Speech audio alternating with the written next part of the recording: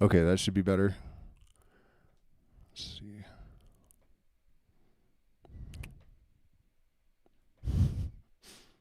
Why won't the slider go? Check, check, check, check. Hola, hola, hola, hola, hola.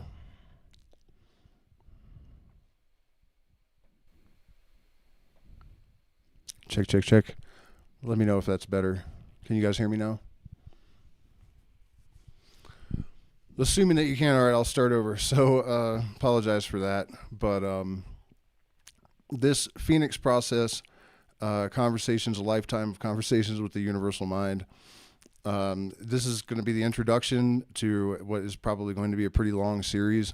I decided to do this partly because my older videos, I didn't have as much. I can articulate potential mechanisms from various frontier science models that could explain these phenomena now, and I have a lot of insights. And also, my older videos, I was watching some of them the other day, and they were kind of cringy. I think I was still kind of uncomfortable on camera and didn't edit a lot. So, and also, I'm considering writing a book, and having a nice linear transcript will be nice. So we're actually going to start in my childhood with the first sort of non-ordinary cognitive type experiences that I've had.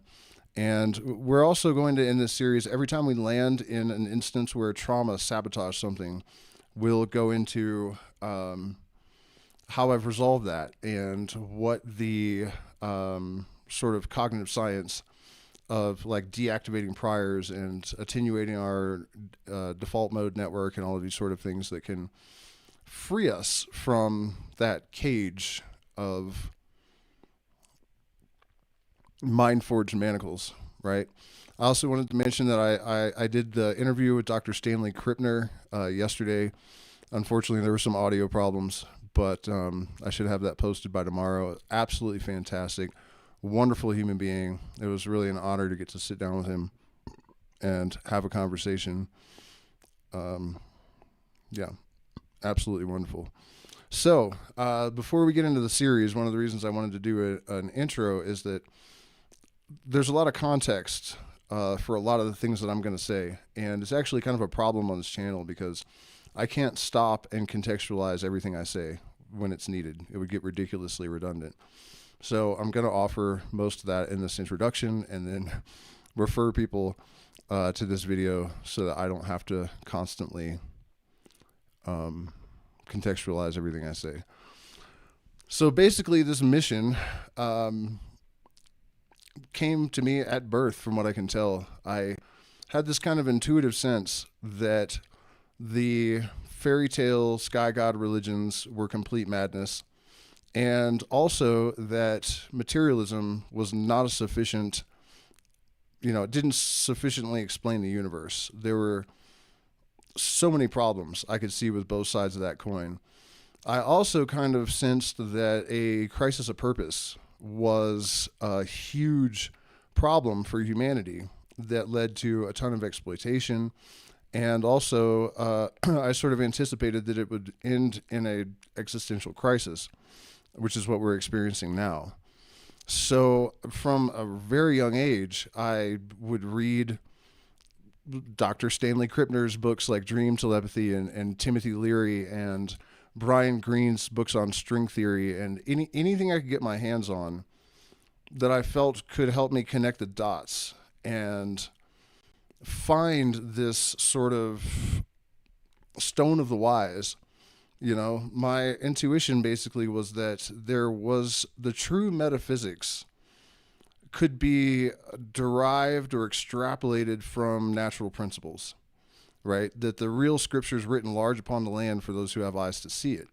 I was convinced that a lot of the big mysteries of existence could actually not necessarily be solved, but there are limits to what we can know. But I was absolutely convinced that we could do a much better job. I also had this kind of intuitive sense that a lot of things that science considered impossible because it hadn't discovered mechanisms to support them yet would be, mechanisms would be discovered, and that these things were definitely real. So most of my time, even as a child, was spent in like existential contemplation and like, metaphysical pondering and whatnot. And as I got older, looking back, I realized that a lot of the things that went through my head as a child don't make any sense for, a child that age to be thinking. One instance that has always stuck with me, I was in my backyard at maybe 6 or 7 years old, and I saw this black ant, and I locked eyes with it, and I just thought, I wonder what it would be like to be that ant. And this like middle-aged British man in my head said, before the end of time, you will have lived an entire lifetime from the perspective of every ant, every animal, every tree, every plant, even all the stars that have ever been, are, or will be. And I knew that was true. But, for a 6 or 7 year old, like, what the hell? These sort of guides that I had at that age would regularly tell me things that, looking back, there's no reason they should have been in my head. Another example, when I was like 9 years old or something, that same British man gave me the rules of drug use, right? Like, psychedelics will help you. Cocaine is not really great, but not terrible. And even like, rules of engagement. Like, if you're going to use that one, use it sparingly and only if you really need it. But pills, opiate painkillers, stay away from them no matter what, or you're going to lose, decades of your life, which turned out to be true. I didn't take that advice, and I had a pill addiction for off and on for 20 years or something.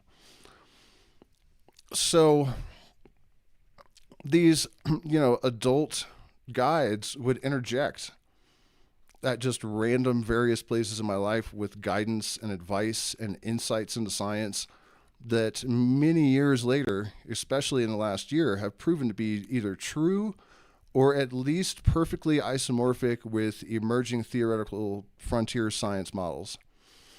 So that's one of the main reasons we're here, is that I have reached the conclusion, partly due to the fact that I've finally been able to get some outside evaluations of, a lot of my receipts for non-local information access and precognition and that sort of thing. So, there's been enough objective validation at this point that I'm not concerned that I'm off my rocker or something.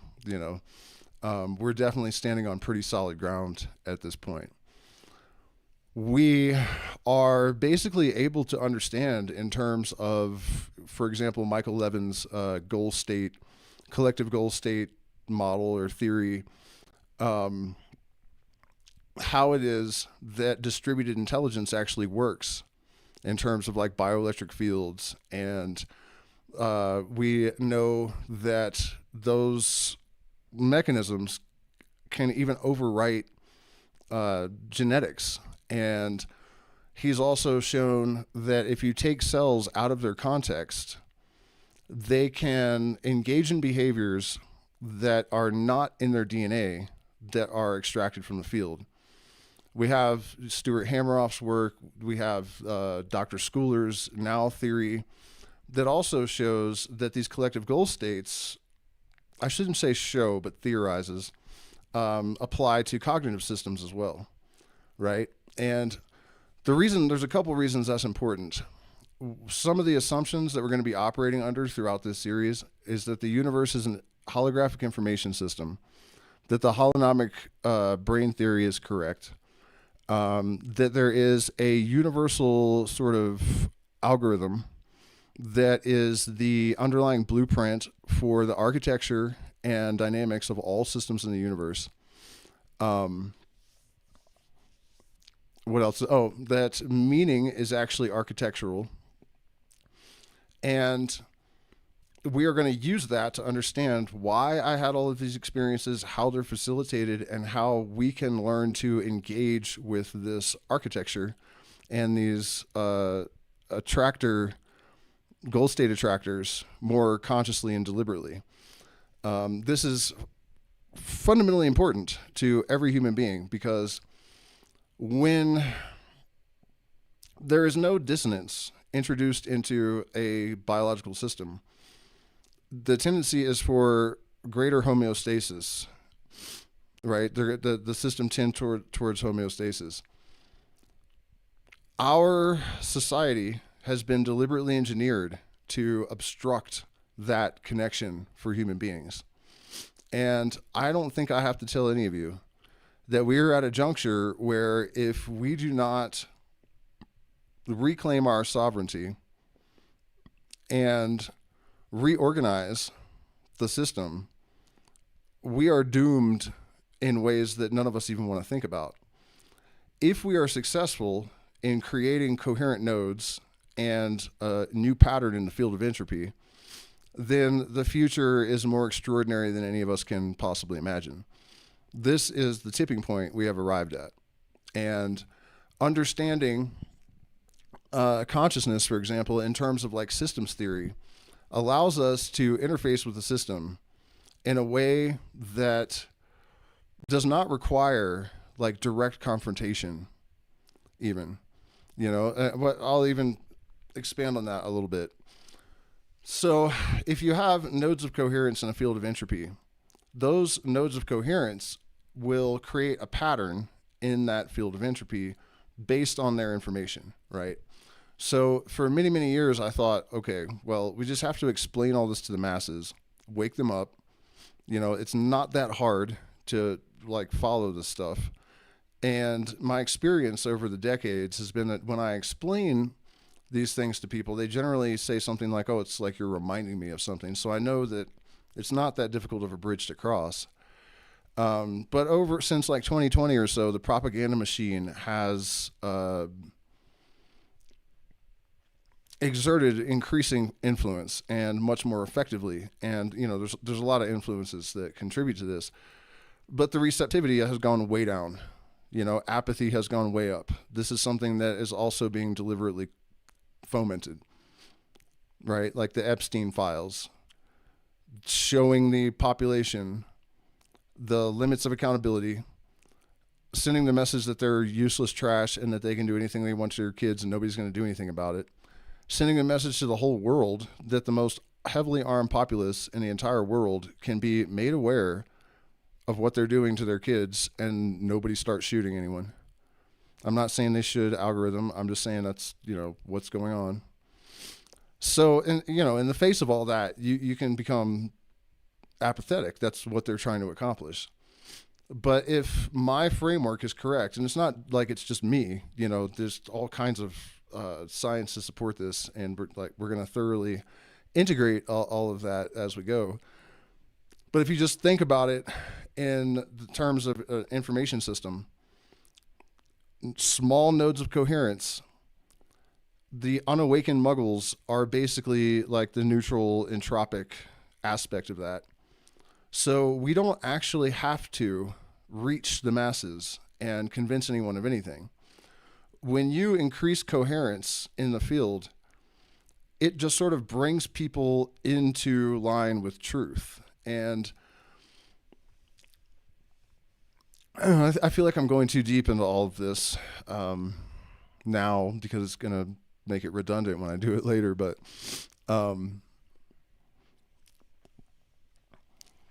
one way to understand that, how you can change people's minds without actually rewriting information in their database, to understand how that can work, truth is architectural, right? Untruth is decoherence. Like, think about what happens when you tell somebody a lie and it gets repeated, or if someone just repeats a lie over and over again, it just keeps decohering, right? And truth is self-substantiating. So a while back, I had this just sort of mental vision of these like spheres, holographic spheres, and I understood that they represented the way that concepts are configured, I guess, on the level of like the universal mind. And it actually manifests in biology and chemistry as differential recombination. But at any rate, our brain waves and everything else are based on golden ratio proportions, right? And so after I had this vision of these spheres, I did a whole bunch of research into like fractal algorithms and whatnot.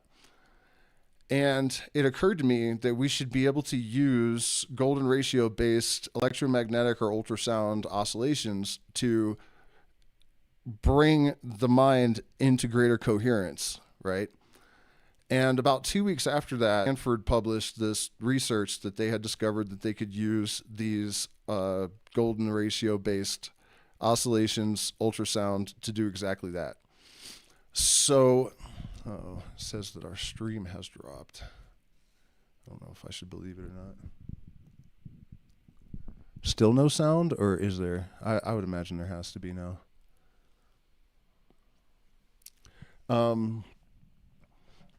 Yeah, so when we talk about becoming a more coherent node, we're not necessarily talking about Buddha-like enlightenment. We're not talking about establishing coherence in other nodes by teaching them some sort of dogma or indoctrinating them into some kind of system.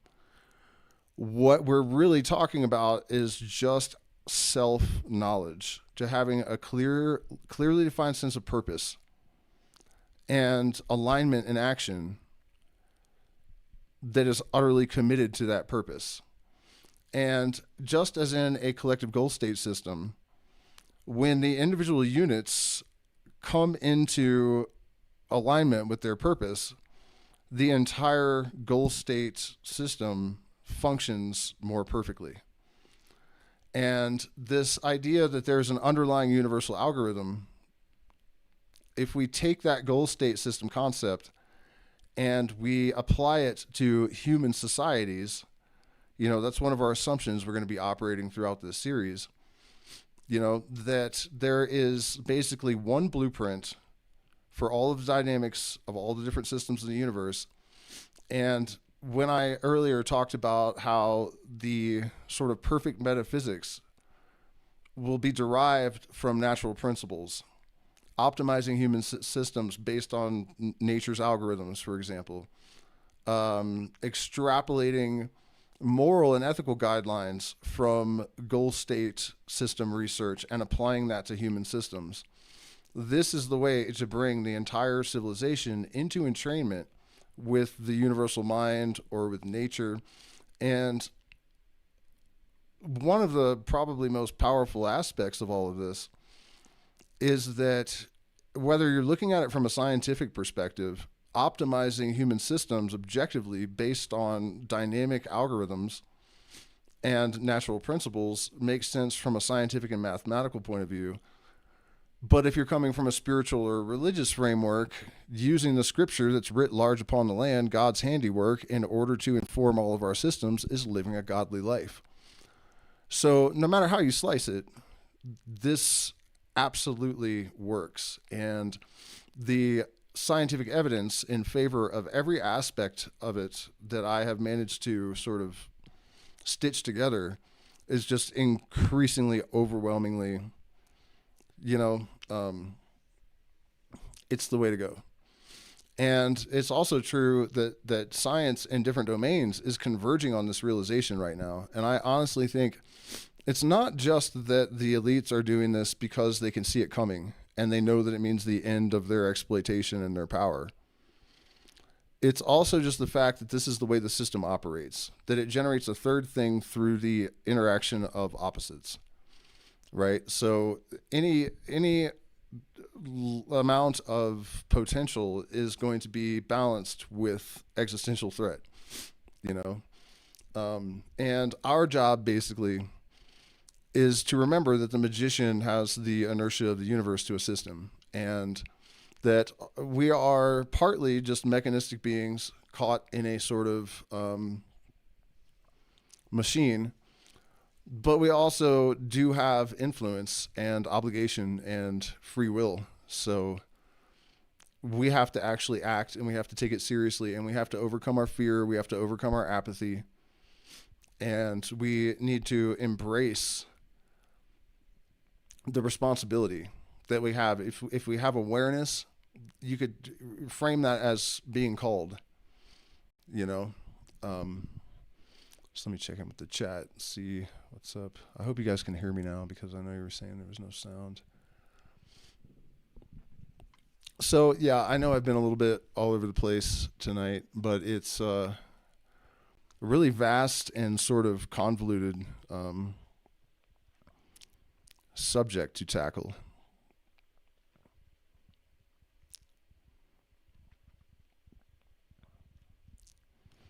And now I'm kind of like wondering where exactly I should. Okay, so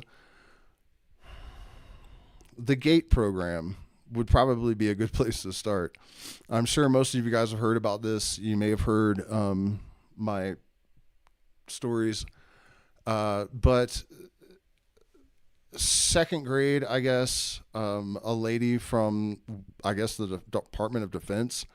There has been documentation uncovered recently that it was funded by the Department of Defense. And if you just think about the likelihood that public school systems all across the United States would all spontaneously decide to start testing kids for ESP, that, you know, no. Um, so the lady comes in and she hands me a stack of books, and I'm supposed to read them and then explain what I read. And I got stuck on Shakespeare, and she said, "You're reading at or around like college or 11th grade level," and it was second grade. So then there were IQ tests and, all sorts of aptitude tests, and then things got weird. Um, we She took me into a room one day, and she held cards up so the back was facing me, and I was supposed to guess what they were, and she would turn them around.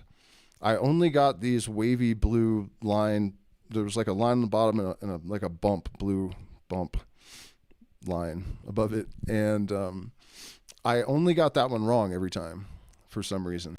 And there's also a pink drink that we had to drink a lot of times, and after drinking that drink, I don't remember anything.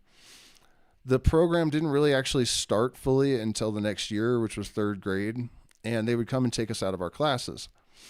But when they took us out of our classes, they would take us to a trailer that had the windows blacked out, and there were sometimes they told us it was a hearing test, but it turns out that they're actually these audio signals that are used for hypnotizing and brainwashing.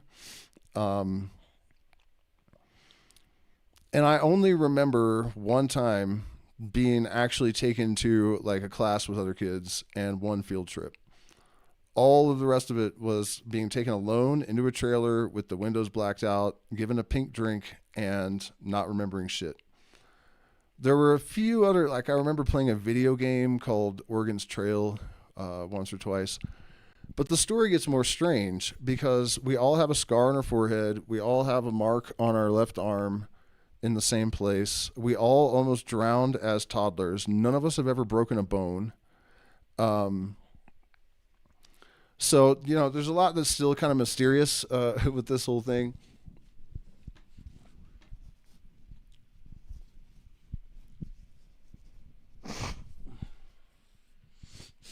But one of the reasons I bring it up is that one of the theories about why we all almost drowned as toddlers is that hypoxia, the lack of oxygen in the brain, actually did some sort of damage to our default mode network or other neural gating systems.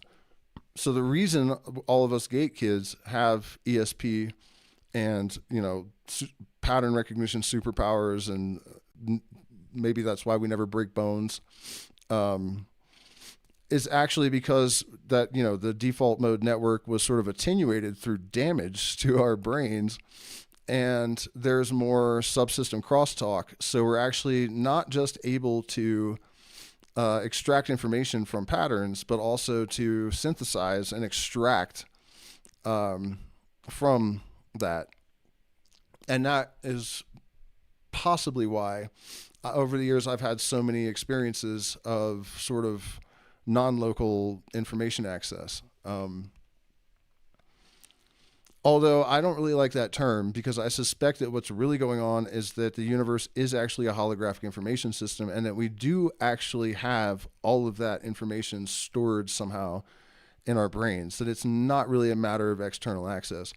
In fact, a lot of yogis that can do this sort of thing on command have said that, that it's not a matter of going out externally and finding the information. It's a matter of just accessing it internally, and the reason that this is also important is that we have an institutionalized information monopoly that has such a powerful grasp on people's ontological model generating,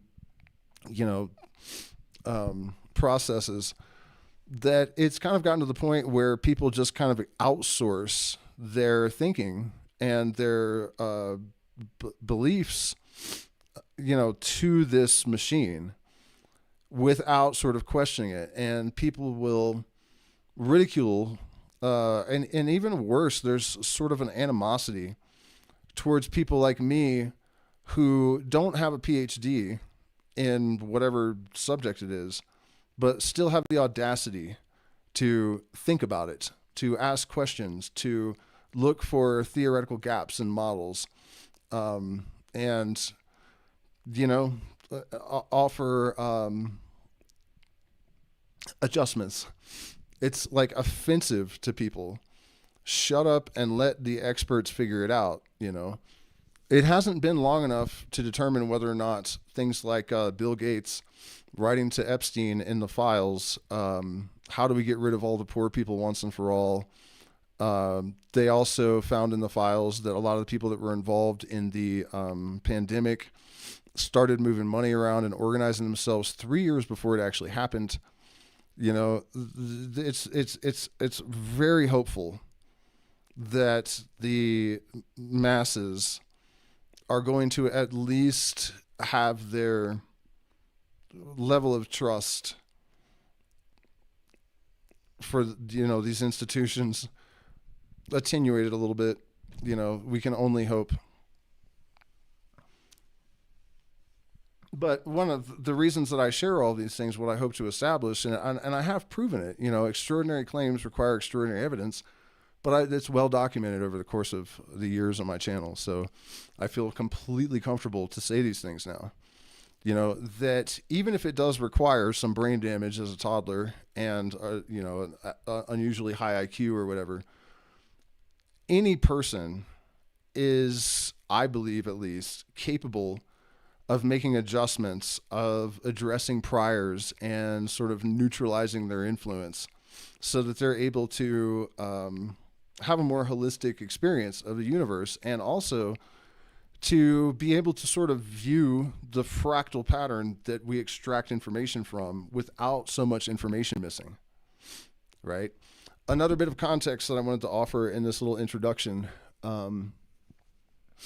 is that when I talk about having full theoretical models like Penrose's CCC theory, which just kind of popped into my brain in 2010, but with more information, right? That one of the things he was missing from his version is that the reason that these bounces happen, that the universe expands and contracts over and over again, is that across iterations, it's refining the information. This is how the cosmological constant became so perfectly refined. It's the first bounce probably lasted a 400 quadrillionths of a nanosecond before it collapsed. And, and I received somehow that the ground state symmetry is what imprinted greater stability across these iterations, but that there are photons and gravitons left over from every iteration that provide the trajectory and asymmetry.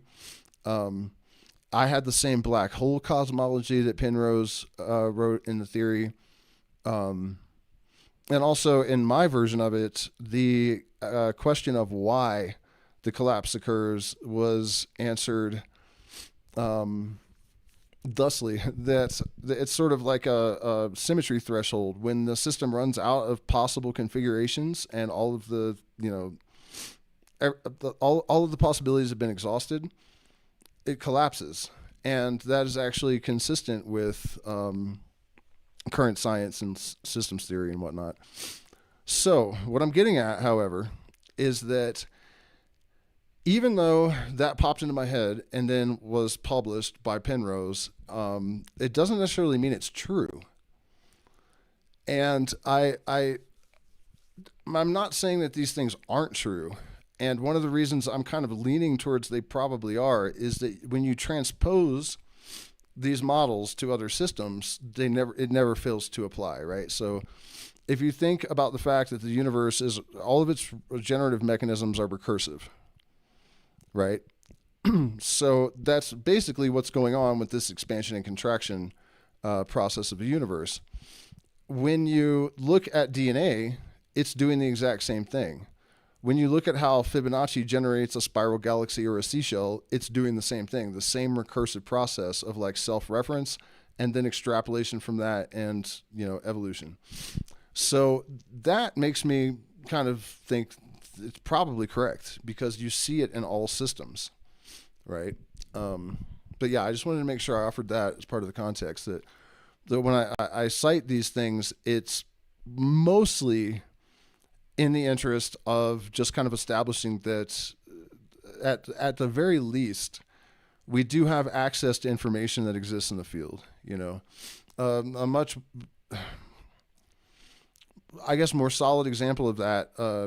In 2016, I guess I had an experience where the gravitational dynamics of a binary star system on a third developing gas giant, like it dwarfs it so it doesn't become a star.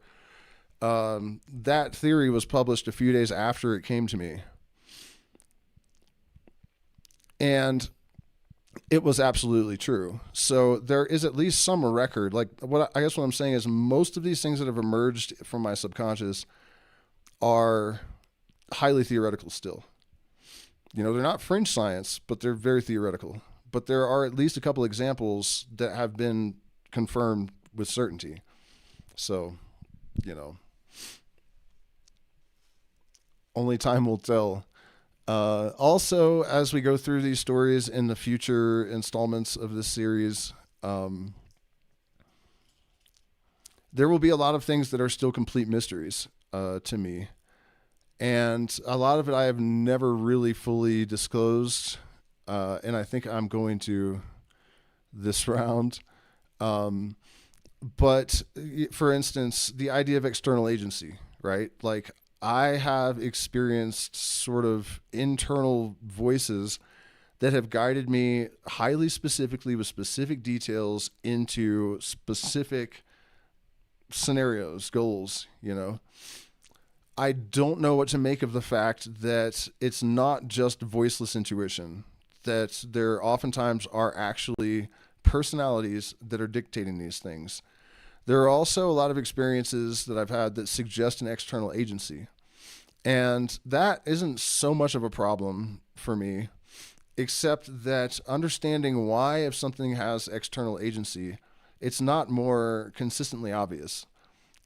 And the answer to that could be that this is definitely true, that even if there is something like a God, it cannot override its own laws. It is those laws. It can't do that. So its wiggle room is restricted by necessity and dictated by natural law, right? So that's something we'll get into that, as I said, is still a pretty big mystery. Another thing I'm hoping is that as we go through over the course of doing this series, that more of these mysteries will actually be clarified. The rate at which we are getting new information and insight and potential models of mechanisms that explain how all of these things work is pretty mind-boggling. People talk about the veil being rent or lifted right now, and that is absolutely true. It's almost biblical because we're facing the end times and all is being revealed, which, by the way, I should offer the caveat that the book of Revelations is 500 years older than Christianity, so don't take it like a confirmation of that religious advice with left-hand path prophecy. I don't know what you mean by left-hand path prophecy. If you mean left-hand path magic, I don't advise it. you have to think about everything in terms of like energy and information systems, right? So a simple way to think about it is that there's no compensation in the left-hand path. And so the like ancient esoteric wisdom on it is that the consequence of that is that like you can have everything you want, but you take. And without that compensation, there's like no flow, and you just sort of burn out. You sacrifice your continuity of awareness. Instead of being reincarnated, your parts are added to the rubble heap of Karanzan, the demon of confusion, when you try to cross the abyss. So the left-hand path has no space in my world. What I promote definitely isn't necessarily exactly all right-hand path either. It's about balance. One of our major issues in our global society is that people have kind of been trained to think, well, people naturally, most of them think in, bilinear, black and white, ones and zeros. But that's definitely encouraged, right? So we have this belief that you're either a communist and you are completely committed to the collective at the expense of the individual, or you are an unrestrained capitalist and you are completely devoted to self-interest. It turns out that balancing that is actually the greatest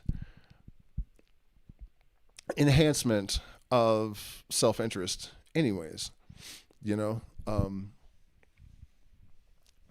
so that's kind of where I'm coming from. If we optimize society to support the maximum potential of human expression and creation,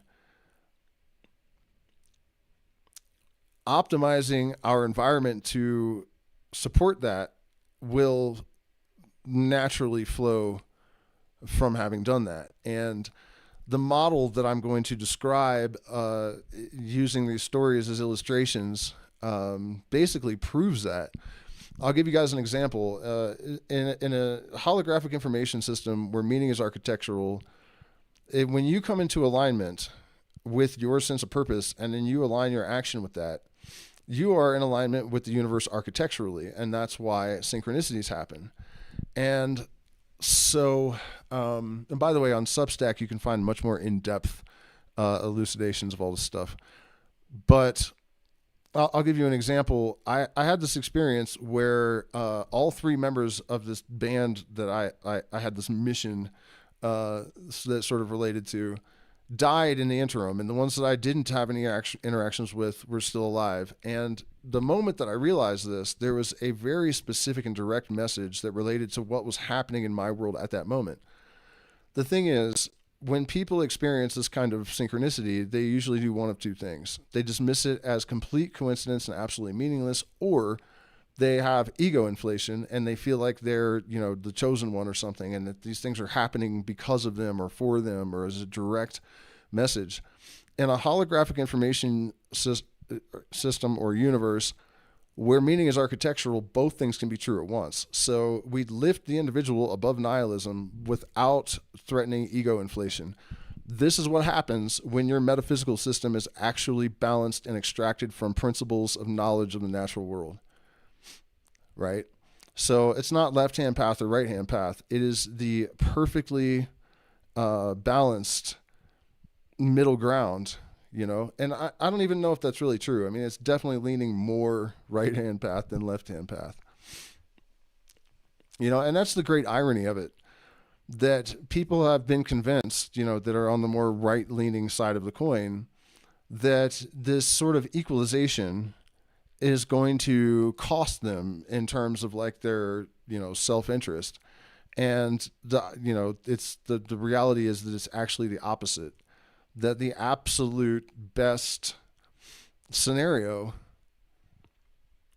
is this sort of equalization based on natural principles, and it doesn't actually mean necessarily completely equal distribution of wealth or resources or, it's there's still priority and like system relevance and, all good things in all good time kind of thing, But if the system is optimized, the floor will be raised so the lowest point isn't so fucking horrific, and the destabilizing elements like excessive greed, psychopathy, billionaires, nationalism, all of this kind of bullshit is subject to de-emphasis and de-evolution.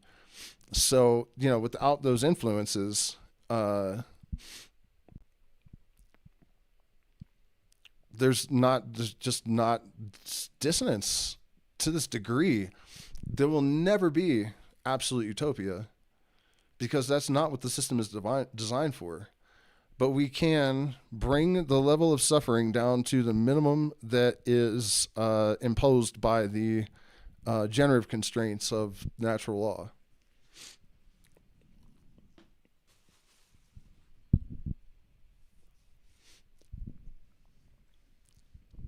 And so, this series will be all about establishing that all of this is actually objectively true.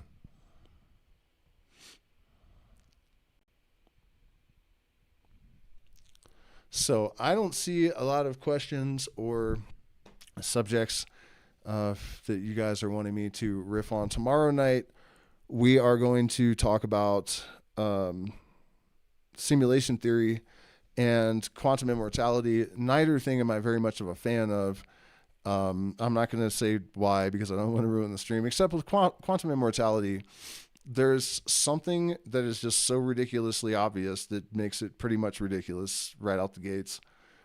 And that is old age. If you die in a timeline and then you reformulate and that just keeps happening, until you're 750 years old and you're just a pile of goo laying on a bed somewhere dying every what the hell?